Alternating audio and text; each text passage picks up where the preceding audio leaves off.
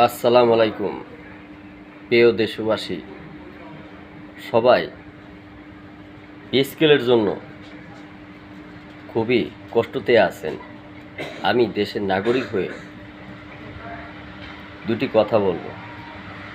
ইউনূস সরকারকে বলবো যে পরবর্তী প্রজন্মে সরকার আসলে বেতন বাড়ানোর কাঠামো অনেক সময় নিতে পারে। তাই আমি বলবো যে পে স্কেল বাস্তব করা হোক এবং পে স্কেল বাড়ানো হোক।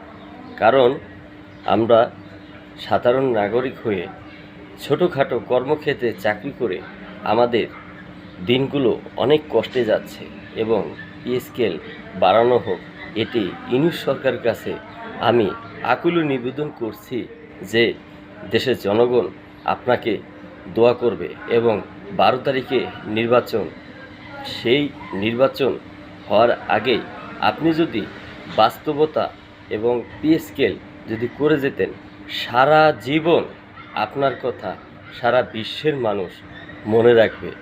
আমি মনে করি এইটা যদি আপনি বাস্তবে দিয়ে যান, তাহলে সকলে নামাজ পড়ে আপনার জন্য ইউনূস সরকার আপনার জন্য দোয়া করবে। তাই আমি বলবো যে আমরা সাধারণ মানুষ খুব কষ্টেই আছি।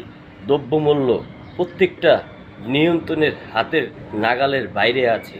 তাই আমি বলবো যে পে স্কেলটা বাড়ানো হোক এবং এই পে স্কেলটা বাড়ালে মানুষ কোনো মতে হোক চাইটা ডাল ভাত খেয়ে বাঁচতে পারবে। প্রত্যেকটা সংসারে হাহাকার চলতেছে, প্রত্যেকটা সংসারে কষ্ট চলতেছে, কেউ ঋণ করেও খাচ্ছে। তাই আমার কথা কেউ মনে কিছু নেবেন না। প্রিয় দেশবাসী, প্রিয় সরকার প্রধান, আসসালামু আলাইকুম।